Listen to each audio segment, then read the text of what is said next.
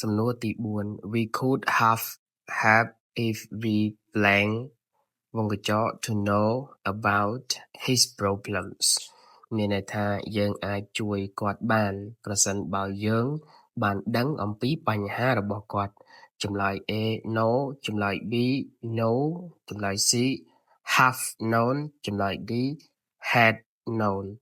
ចម្លើយត្រឹមត្រូវ D had known ហេតុអ្វី had known ជាចម្លើយត្រឹមត្រូវយើងឃើញ could have ភ្លាមយើងគួរគិតដល់ third conditional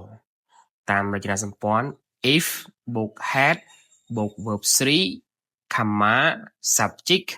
បូក could ឬក៏ would ឬក៏ might have បូកជាមួយនឹង verb 3សំណួរនេះមាន main clause we could have had if clause if we had known ដូច្នេះចម្លើយត្រឹមត្រូវគឺ D had known ប្រយោគពេញ we could have if we had known about his problems មានន័យថាយើងអាចជួយគាត់បានប្រសិនបើយើងបានដឹងអំពីបញ្ហារបស់គាត់ប៉ុន្តែការពិតគឺយើងមិនបានដឹងពីបញ្ហារបស់គាត់ទេដូច្នេះយើងមិនអាចជួយគាត់បានទេនេះជាស្ថានភាពដែលផ្ទុយពីការពិតនៅអតីតកាលអង់គ្លេសគេហៅថា unreal past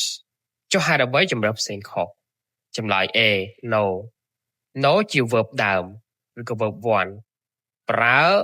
មិនត្រឹមត្រូវទេព្រោះ third conditional ត្រូវការ had បូកជាមួយនឹង verb 3ចម្លើយ B no no ជា past simple verb 2វាប្រើជាមួយ second conditional ឧទាហរណ៍ថា if I knew his number comma I would call him តែសំណួរនេះនិយាយអំពីអតីតកាល could have ដូច្នេះមិនអាចប្រើ no បានទេចម្លើយ C have known ជា present perfect ក្រោយ if ក្នុង third conditional ត្រូវប្រើ had បូកជាមួយនឹង verb 3មិនមែន have បូកជាមួយនឹង verb 3ទេល្បិចចំណាំងាយបើឃើញ would have បូកជាមួយនឹង verb 3 could have បូកជាមួយនឹង verb 3 might have បូកជាមួយនឹង verb